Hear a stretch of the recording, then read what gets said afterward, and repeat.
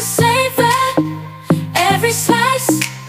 I have surprises on the corner. I can't break. Nah, teman-teman, sebelum kita lanjut pembahasan kita mengenai SGA atau Subjective Global Assessment, teman-teman perlu tahu nih, apa itu screening gizi. Jadi, screening gizi adalah proses awal untuk mengidentifikasi individu atau kelompok yang berisiko mengalami masalah gizi, yang dimana screening gizi ini tujuan utamanya yaitu untuk mendeteksi sedini mungkin risiko malnutrisi atau ketidakseimbangan nutrisi, sehingga dapat dilakukan intervensi yang tepat dan segera. Nah, proses ini biasanya melibatkan penilaian cepat terhadap beberapa indikator kesehatan dan pola makan, seperti berat badan, tinggi badan, indeks massa tubuh, riwayat kesehatan, serta kebiasaan makan. Nah, screening gizi sering digunakan dalam berbagai setting seperti rumah sakit, puskesmas, sekolah, dan komunitas untuk memantau status gizi dan membantu dalam perencanaan program intervensi gizi yang lebih tepat sasaran. Nah, ini juga dapat dilakukan sebagai bagian dari pemeriksaan kesehatan rutin untuk memastikan bahwa kebutuhan nutrisi individu terpenuhi dan untuk mencegah gangguan yang lebih serius. Jadi, teman-teman, Subjective Global Assessment ini adalah metode penilaian status gizi yang bersifat subjektif yang digunakan untuk mengevaluasi kondisi gizi seseorang berdasarkan wawancara medis dan pemeriksaan fisik. Penilaian ini melibatkan pengumpulan informasi mengenai riwayat penurunan berat badan, perubahan pola makan, gejala-gejala terkait gangguan pencernaan, serta kondisi fisik yang dapat mengindikasikan malnutrisi. Jadi, SGA ini tidak memerlukan prosedur diagnostik atau tes laboratorium, sehingga dapat dilakukan dengan cepat dan mudah di berbagai setting klinis.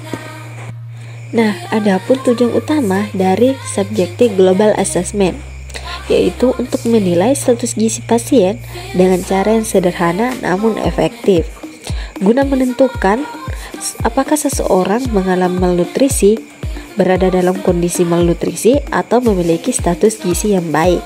Dengan demikian, Subjective Global Assessment ini bertujuan untuk mendeteksi lebih awal kondisi malnutrisi yang dapat memperburuk prognosis penyakit atau pemulihan pasien.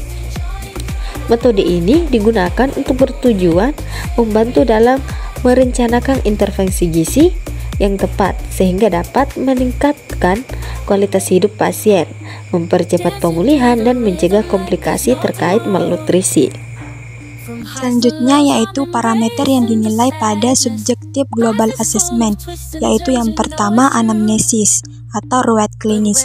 Parameter yang dinilai yaitu seperti penurunan berat badan, seberapa banyak berat badan pasien menurun dalam waktu tertentu, kemudian perubahan pola makan, penurunan asupan makanan atau gangguan dalam pola makan, kemudian gejala klinis, misalnya mual dan muntah, diare, atau kesulitan makan yang mempengaruhi status gizi pasien. Kemudian penyakit penyerta, adanya penyakit berat atau kondisi medis yang dapat mempengaruhi status gizi seperti kanker, penyakit hati, atau penyakit ginjal. Kemudian yang kedua yaitu pemeriksaan fisik. Parameter yang dinilai yaitu seperti penampilan umum, apakah pasien tampak kurus, edema, atau kehilangan massa otot. Kemudian kehilangan massa otot, pemeriksaan untuk mengevaluasi adanya penurunan massa otot. Kemudian edema atau asites, memeriksa tanda-tanda edema atau pembengkakan atau cairan di rongga perut. Selanjutnya yaitu cara perhitungan skor Subjective Global Assessment atau SGA. SGA memberikan penilaian atau perhitungan dengan 3 kategori, yaitu yang pertama kategori A atau well nourished, yaitu pasien tidak menunjukkan tanda-tanda malnutrisi, status gizi dianggap baik. Kemudian kategori B atau mild to moderate malnutrition, yaitu pasien menunjukkan beberapa tanda malnutrisi tetapi tidak berat.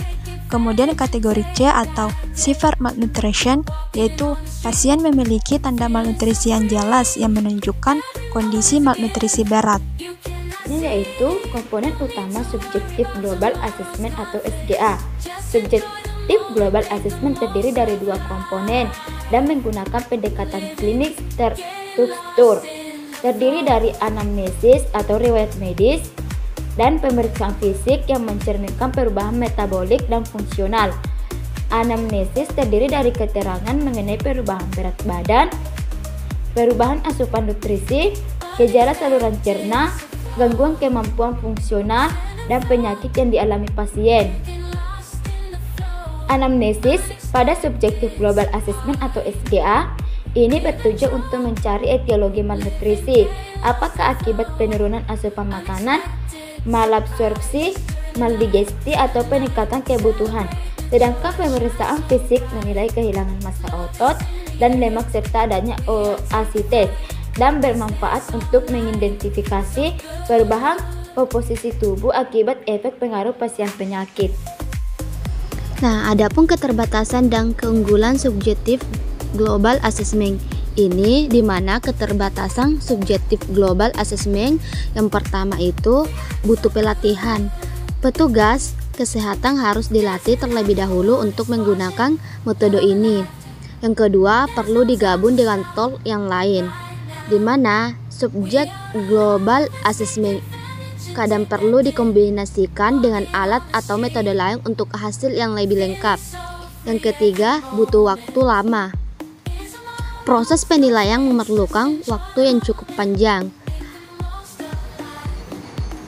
Keempat, hanya divalidasi pada pasien beda gastrointestinal dan penilaian subjektif oleh dokter. Subjektif global assessment lebih cocok untuk pasien yang mengalami masalah pada saluran pencernaan, dan penilaiannya bisa bersifat subjektif karena tergantung pada dokter. Nah, untuk kelebihan subjektif global assessment yang pertama itu mudah, metode ini sederhana dan praktis dilakukan.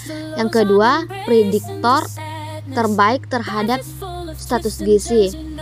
Subjek global assessment dapat memprediksi status gizi seseorang dengan baik.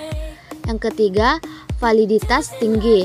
Hasil dari subjek global assessment memiliki tingkat keakuratan yang tinggi.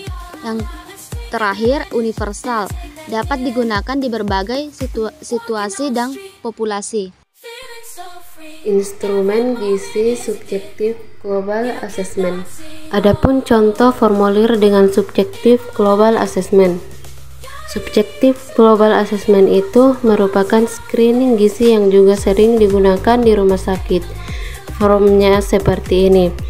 Isi dari form ini adalah identitas pasien, dirawat di ruang mana, umur, jenis kelamin, dan nama dietisiannya siapa, nomor rekap medisnya siapa, tanggal masuknya di rumah sakit, tanggal wawancara, cara screening gizi itu kapan, diagnosa penyakitnya itu apa, dan deskripsi dietnya apa. Kemudian kita masuk di kuesioner. Di sini ada 3 kolom. Yang pertama adalah deskripsi berupa pertanyaan, kemudian ada jawabannya apa, dan jawaban tersebut akan diskor. Yang pertama adalah berat badan, biasanya berapa, berat badan pada umumnya, pada pasien itu berapa. Kalau pasiennya berat badannya tidak tahu, kita isi tidak tahu pada tabel tersebut. Kemudian kita jawab juga tinggi badannya berapa. Nah, kemudian yang kedua berat badan awal masuk rumah sakit. Nah, ini berat badan sekarang atau saat ini. Kalau tidak bisa bangun atau tira baring, kita jawab tidak tahu. Tabel ini berisi penilaian status gizi berdasarkan perubahan berat badan dan asupan makanan. Yang pertama itu kehilangan berat badan selama 6 bulan terakhir. Tujuannya menilai perubahan berat badan dalam jangka waktu 6 bulan terakhir dengan skor tidak ada, berat badan stabil, tidak ada perubahan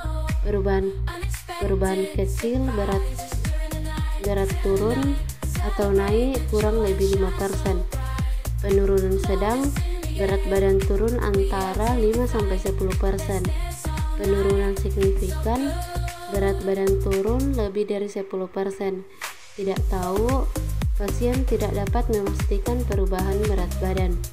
Yang kedua itu perubahan berat badan selama 2 minggu terakhir. Nah, tujuannya menilai perubahan berat badan dalam waktu yang lebih singkat dengan cara tanyakan kepada pasien tanda-tanda seperti ini. Ukuran ikat pinggang berubah, pakaian menjadi longgar, orang lain berkomentar pasien terlihat lebih kurus. Dengan skor tidak ada, berat badan stabil tapi di luar normal. Berat badan terlihat di bawah atau di atas normal. Berat badan naik tapi belum normal. Ada kenaikan kecil tapi belum mencapai berat badan ideal. Berat badan turun, ada penurunan berat badan yang terlihat. Selanjutnya, asupan makanan. Tujuannya itu menilai perubahan pola makan pasien dibandingkan kebiasaan sebelum sakit. Dengan skor asupan cukup, tidak ada perubahan signifikan dalam jumlah makanan. Asupan turun ringan, ada penurunan kecil dibandingkan sebelumnya. Asupan rendah, penurunan signifikan tetapi ada sedikit peningkatan. Asupan sangat tidak cukup, makanan yang dikonsumsi sangat sedikit atau turun drastis. Lamanya dan derajat perubahan asupan makanan. Nah, tujuannya menilai sejak kapan pola makan berubah dan tingkat keparahan. Dengan skor lebih 2 minggu, perubahan ringan atau tidak ada, kurang dari 2 minggu, perubahan asupan ringan hingga sedang, tidak bisa makan, perubahan drastis, pasien mengalami kesulitan makan. Tabel ini adalah penilaian gejala gastrointestinal atau pencernaan untuk memantau masalah seperti anoreksia, mual, muntah, dan diare. Yang pertama, anoreksia atau kehilangan makan. Jika tidak ada, pilih tidak. Jika ada, dan lanjutkan penilaian frekuensi. Dengan frekuensi tidak pernah setiap hari, 2-3 kali seminggu, 1-2 kali seminggu. Lamanya lebih dari 2 minggu, kurang dari 2 minggu. Yang kedua, mual. Jika tidak ada, pilih tidak. Jika ada, pilih ya dan lanjutkan penilaian berikut. Frekuensi tidak pernah setiap hari, 1-2 kali seminggu, 1-2 kali seminggu. Lamanya lebih dari 2 minggu, kurang dari 2 minggu. Yang ketiga, muntah. Jika tidak ada, pilih tidak. Jika ada, pilih ya dan lanjutkan penilaian berikut. Frekuensi tidak pernah setiap hari, 2-3 kali seminggu, 1-2 kali seminggu. Lamanya lebih dari 2 minggu, kurang dari 2 minggu. Yang keempat, diare. Jika tidak ada, pilih tidak. Jika ada, pilih ya dan lanjutkan penilaian berikut. Frekuensi tidak pernah setiap hari, 2-3 kali seminggu, 1-2 kali seminggu. Lamanya lebih dari 2 minggu, kurang dari 2 minggu. Berikutnya, kapasitas fungsional. Bagian ini menilai kemampuan aktivitas fisik pasien. Apakah pasien masih bisa beraktivitas dengan normal atau mengalami penurunan kemampuan? Jawabannya yang pertama, aktivitas normal. Pasien dapat melakukan aktivitas sehari-hari seperti biasa tanpa penurunan kekuatan atau stamina. Yang kedua, aktivitas ringan, di mana pasien hanya mampu melakukan aktivitas ringan dan mengalami sedikit penurunan kekuatan atau stamina. Yang ketiga, tanpa aktivitas atau di tempat tidur, pasien tidak bisa beraktivitas sama sekali. Hanya terbaring di tempat tidur dengan penurunan stamina yang parah. Kemudian, penyakit dan hubungan dengan kekuatan gizi.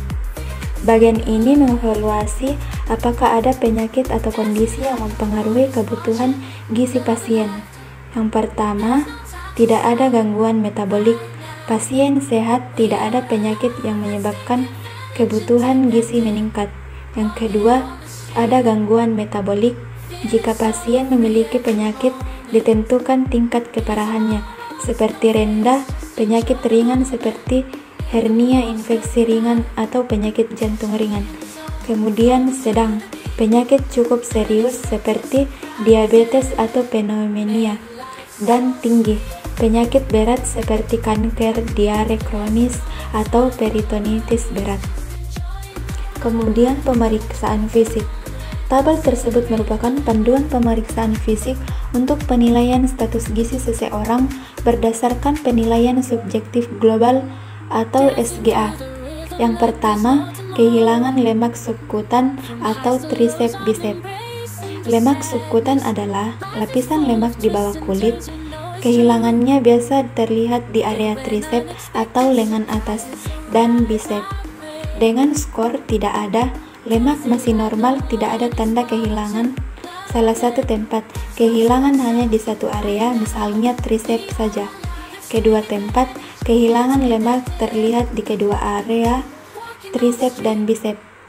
Kemudian yang kedua, kehilangan massa otot. Massa otot adalah volume otot tubuh. Kehilangan ini dapat dilihat di beberapa area, seperti tulang selangka atau selangka, bahu atau belikat, tulang rusuk atau betis. Skor, tidak ada skor. Massa otot terlihat normal. Beberapa tempat, kehilangan otot terlihat di beberapa area. Semua tempat, kehilangan massa otot signifikan dan terjadi di semua area yang disebutkan. Kemudian edema, pembengkakan akibat penurunan cairan di dalam jaringan tubuh. Skor, tidak ada atau sedikit, tidak ada atau hanya pembengkakan ringan. Sedang atau tungkai, edema sedang terlihat di kaki atau tungkai. Berat atau anasarka, edema berat terjadi di seluruh tubuh. Kemudian asiset, penumpukan cairan di rongga perut. Skor, tidak ada tanda asites. Sedang, penumpukan cairan ringan hingga sedang di perut. Berat, penumpukan cairan yang signifikan di perut. Kemudian penilaian skor SGA atau keseluruhan. Skor akhir akan menentukan status gizi seseorang.